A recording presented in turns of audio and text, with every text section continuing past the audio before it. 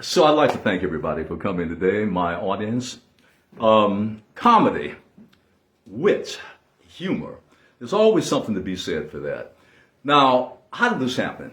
I do a radio show at KPFK, and many people have said, you know what, Earl, you're a funny guy. I mean, you remind me sometimes of Richard Pryor, Dick Gregory, pay tribute to all the greats. Pigmeat Markham, Dick Gregory, Richard Pryor, Moms Mabley, Red Fox. I mean, we can go on, and of course, Richard Pryor. We can go on and on and on. I remember Moms Mabley. I mean, I just loved her. Moms, when she came out, she never, ever had to open her mouth. I've never seen anybody come out on the stage. I saw her many times. How she would shuffle out there like that. And when she peeked out, everybody started laughing. Then she would shuffle out a little bit, and then everybody laughed. How can you make somebody laugh and you don't open your mouth? Now, I often wondered about that. And I thought to myself today when I have an audience here, can I just stand here and not say anything and make you laugh? No, I can't do that. But if I dress like Moms Mabley, could I make you laugh? You think so? Maybe. Now, this is the era we live in when anything goes. You can dress any way you want. You can look any way you want. I mean, you can do anything. But I'll tell you something. That brings up a subject today, which is near and dear to me. Friends and a wife. Friends. I got a friend. You can't believe this guy. Best friend. He is, if you say up, he's going to say down. If you say you're walking down the street, it's snowing, blizzard, hail, I mean, everything, bundled up, 10 below zero, Antarctica, Arctic. And I tell him, we're walking, I said, you know what? Hail, sleet, snow, blizzard, Antarctica, Arctic, Greenland, all that stuff, freezing to death. He said, no, it's not freezing to death. I said, what do you mean? Don't you see the snow on your head, snow everything, all of that? And he said, no, it's not. It's 95 degrees, put your shorts on. We are in the tropics today.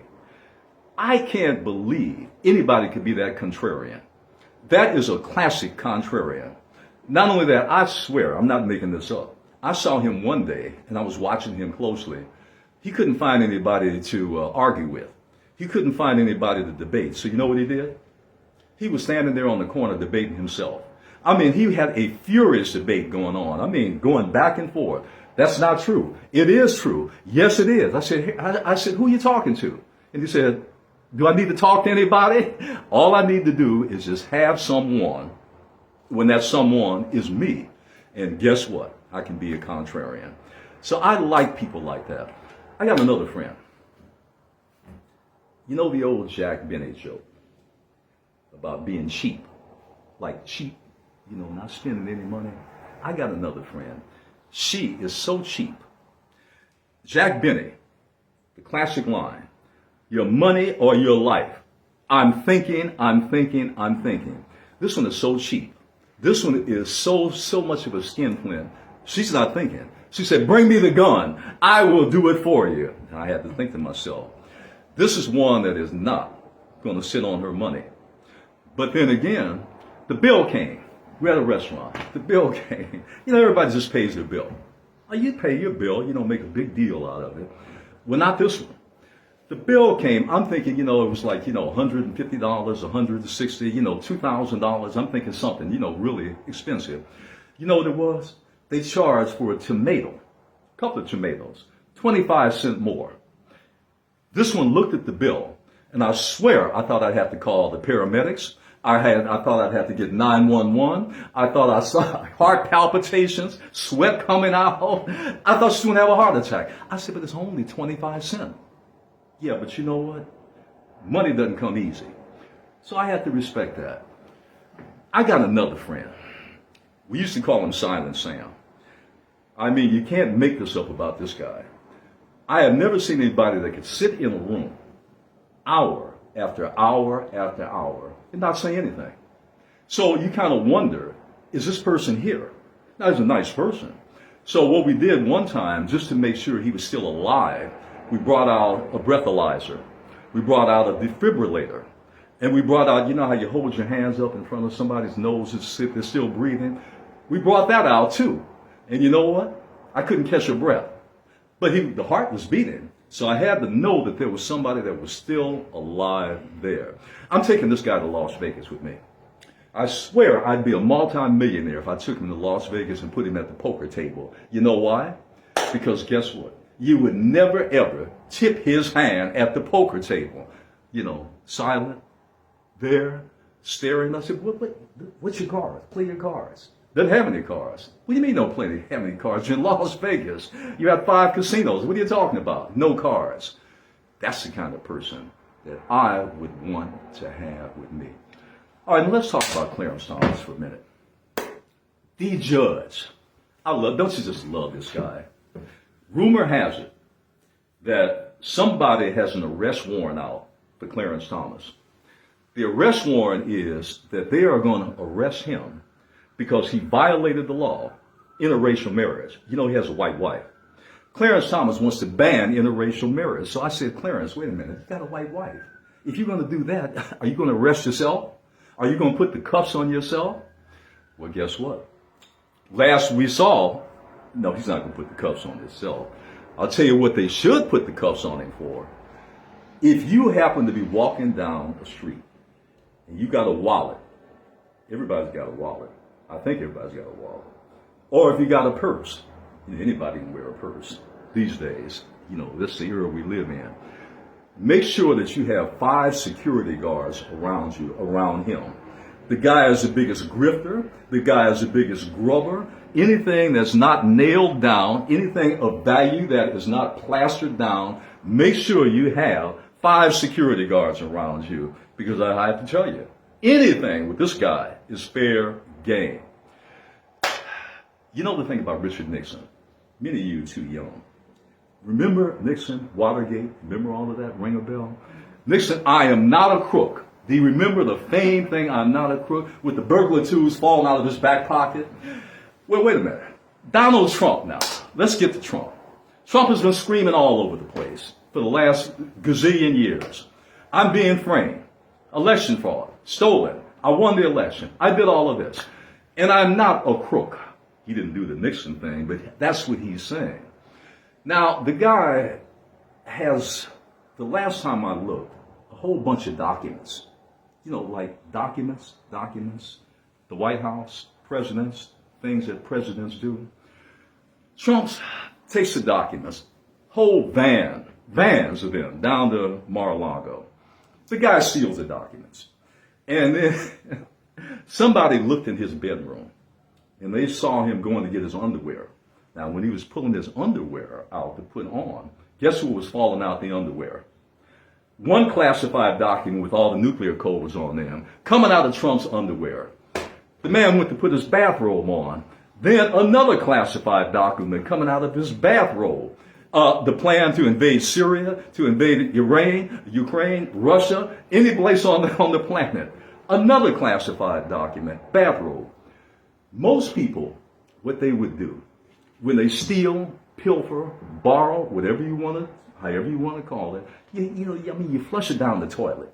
You know, when the feds are knocking at the door, you got the cops knocking at the door, you got the Justice Department knocking at the door, you got Biden knocking at the door, you got every Democrat on the planet knocking at the door. You would take the documents and you would stuff them in the toilet.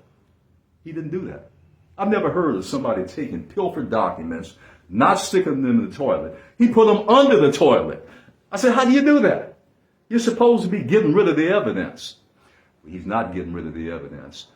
So I don't know what we're going to make of our good friend, Donald Trump.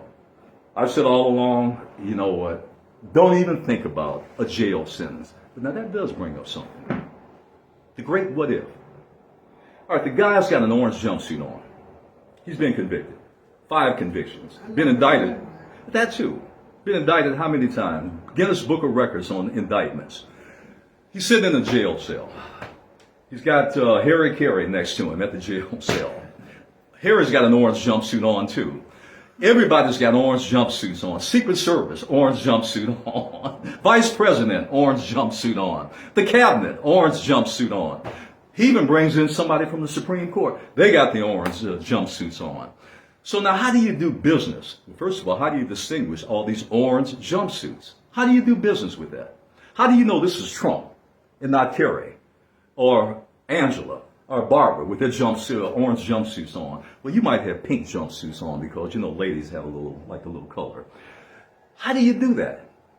And you got to do all of this important business. You got the president, you got Putin coming in. You got the Chancellor of Germany coming in. You got the Chancellor from the Prime Minister of Great Britain coming in. President of France coming in. You got Harry Carey coming in. You got every VIP. How do you get in this? You got every VIP on the planet coming in. What do you do with them? You can't take them to the restaurant at Club Fed. That's what those, swanky Fed prisons are, where the upper crust goes. What do you do with them? They have to figure out a way. When all the orange jumpsuits come in, and not only that, and his orange hair too to go with it. That's color coordinated. Got orange hair and orange jumpsuits. That's pretty good. So I'm gonna be keeping a close eye to see how they handle this. I got another friend. I just love my friends. I have to say, there's so many stories about them. This guy, he's kind of a peculiar fellow, kind of picky. No, not the contrarian guy. I already got rid of him. Kind of picky. The guy goes to the San Diego Zoo. He and his wife. Now, most people when they go to the zoo, they go down, they walk around, they look at the different, animals and everything. Just nature. You're in nature. Gazing, if you have children with them, you're doing a little, educating, all of that stuff. This guy's a little different. So he's walking around, he and the missus. They get to the gorilla cage, the ape cage. So all of a sudden, he decides that for whatever reason, he wants to pick at the ape. Now, you got a crowd around. So you know what he starts doing? He starts making faces, starts jumping up, jumping around. Kid stuff, 2 years old. Well, King Kong and Mighty Joe Young leaps at the cage, and everybody falls back in panic. The ape got mad, picking at me, making faces, all them funny faces. All right. The zookeeper comes over. I just gotta love this zookeeper. Tapped him on the shoulder. He said, you know what? He doesn't know any better. What's your excuse? I can't, what I think about that a lot with people. You don't know any better. What's your excuse? I just can't think of so many things. Yeah, I can't think of an excuse. For a little while, I did substitute teaching. I did sub-teaching. I found out one thing about substitute teaching. It ain't what it's cracked up to be. I'm thinking I'm going to make a lot of money. The kids are like they used to be. Some people remember, you had a teacher, how that is, in the classroom. They actually taught something in the classroom. I get in there. One class. Education today. One class. You got a kid. Everybody's got their laptops. Everybody's got their computers. No teachers anymore. None. Everybody's got everything. So I walk around. You can't teach. Basically, you're a jail keeper. You're a warden. That's what you are. You're a babysitter, glorified, walking around. And some of the kids are 50 times bigger than you. But anyway, you walk in. By the way, they're only like in the 7th and 8th grade. They look like King Kong. All right, so you're walking around. And there was one kid that just stuck in, well, actually two. One that really was priceless. He's sitting there, supposed to be doing his math assignment. But what I catch him doing? He's watching porn movies. He's watching a porn movie. It couldn't be more than, 13, not even that. So I said, are you learning a lot from this? He said, oh, yeah, I am. And then I said, yeah, I'm nothing I can do. I'm walking away because I can't stop him. What are you going to do? The minute you turn your back, you know what's going to happen. So he said, oh, by the way, Mr. Hutchinson, before you leave, could you do me one more favor? I said, what's that? Could you turn the lights down so I can get a better view of the screen? I said, turn the lights down? Well, I'll tell you what, I'll do better than that. I'll go out. There's a popcorn stand down the street. I'll bring the popcorn in. I'll bring the soda in. Would you like a pillow too? A reclining chair. When you go to movies now, they have all the food and stuff. Would you like all of that? You know what he said? Are you serious? I said, well, not quite, but anyway. Then behind him, it got even better. I hear snores. I hear snoring in the classroom. So I walked back there and I said, I see you're a little bit loud. Can you, damp the snoring down? And I had a second thought about that. I said, no, on second thought, I want to tell the class something. And I want to tell you something, the snorers in the class. Keep snoring. You know why I want you to keep snoring? Because you're about the only ones that know why you're here in the classroom. So I don't know what we're going to make of education. I don't know what we're going to make of anything. By the way, one other thing. I went to, hospitals. We had a little thing, with emergency and all of that. But even before that, don't you just love it when you go to the hospital? I remember one time, my head is coming off. I'm losing my ears, eyes bulging, heart palpitating. Everything is happening. You know what? Every time I walk, every time I'm there, they're rolling me on the gurney, everything falling apart on me. They don't ask me, about your hearts, your heads, your ears, your hands, any of that. You know what they're asking me? Who's your insurer? I said, but I just told you I had a heart attack. Yeah, we know. But who's your insurer? I just told you my head is falling off. Yeah, we know. But who's your insurer? I just told you I'm losing my arms. Yeah, we know. But who's your insurer? I said, do I have to? Yeah, you have to have an insurance. So what are you going to do? You're going to dump me on the street?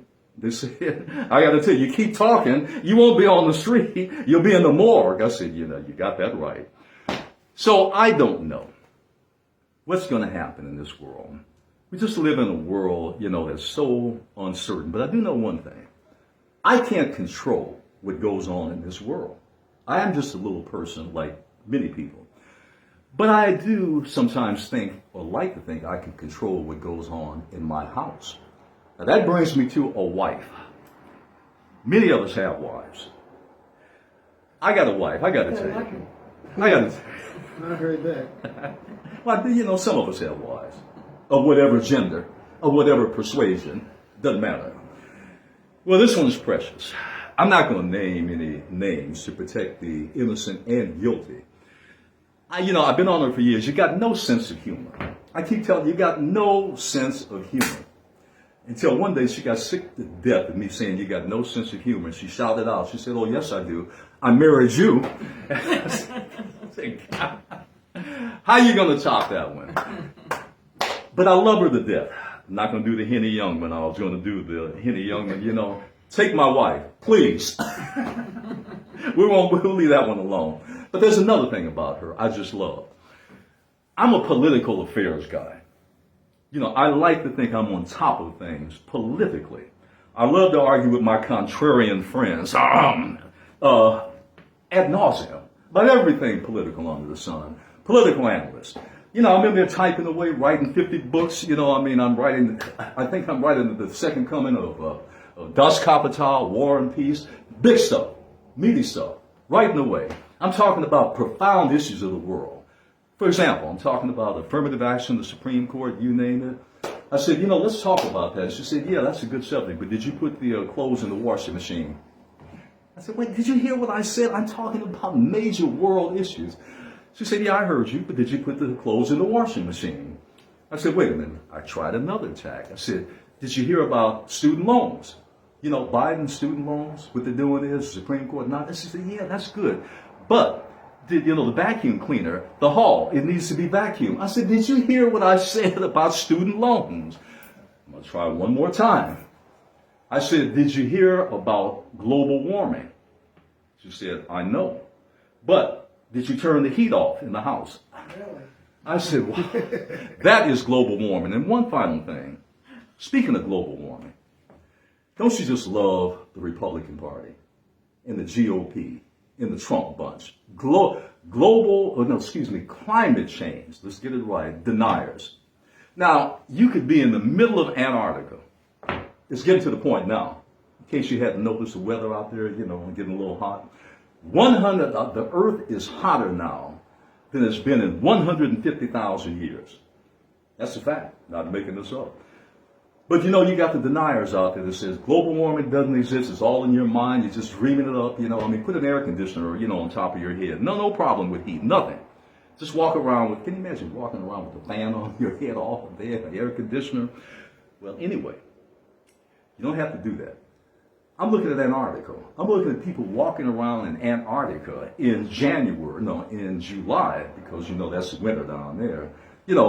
50,000 degrees below zero, blizzards all over the place. Not anymore. walking around in shorts, tank tops, and certain kind of underwear that people wear, walking around in that. But global warming doesn't exist. Go to Greenland and what do you find? People walking around in tank tops, in January. How do you explain that? I don't have any answer for that. And I'm not going to have an answer. But anyway, I want to thank you today for your participation. On the way out, you know what this is. Do you know what this is? And I'm happy to say, I'm the only one to pick it up. I'm happy to say nobody, even though I know you looked at it a couple of times and thought about it. In fact, I saw all of you looking at it a couple of times. The old hook, the Apollo Theater, when you're stinking up the joint. Well, anyway, I want to thank you today for taking your busy, busy time and, to indulge me a little bit of comedy. The check, is that in your back pocket that you got from me? Well, I'm taking the check back. I didn't get enough laughs out of you, so you know what? You are being underpaid, like no paid for that. But no, in all seriousness, though, I guess we can say that. I do really owe a debt of gratitude. I came up with Dick Gregory, Pig Meat Mark and Mom's Mabley. The real great comedian, black comedians. And the white ones too, Lenny Bruce, Mort Sahl, all of them. And I have to tell you, back then it was called, and still is, conscious comedy. And I like that. I think it's a good thing. Anyway, I want to thank everybody for coming out today. Thank you, thank you, thank you. We call it the wit, and I wanted to say wisdom, but I think that might be a little bit reaching there. How about just the wit of Earl Ofari Hutchinson?